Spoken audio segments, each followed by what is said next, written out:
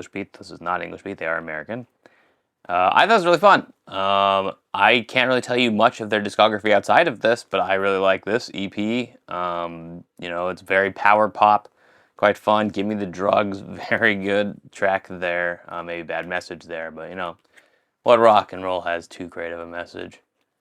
I would give this EP a 7.5.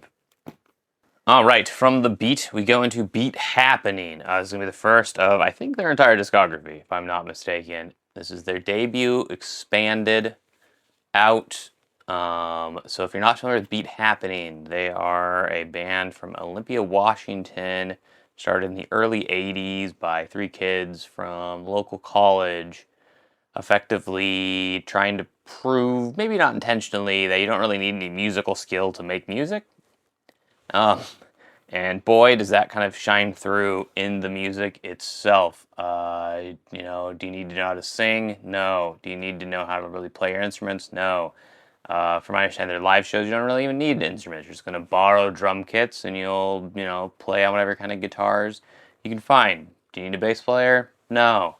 One guitar is good and maybe a trash can. You got swapped vocal duties between Calvin and Heather, I believe is her name.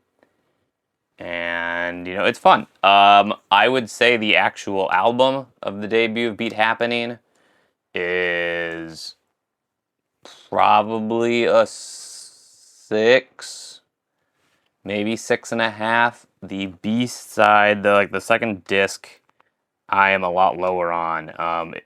Early Beat Happening is quite rough already to start with in that low musical talent category. And the extra material, I think, is pretty, grading. I would give that a 4. I'm not going to weight it as a 5 together because I do think just the actual albums would probably be giving kind of the heavier weight to. So I'd say 5.5 for an entire listening experience of the expanded debut.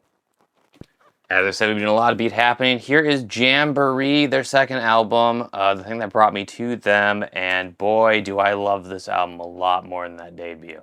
I think that this is probably their best album.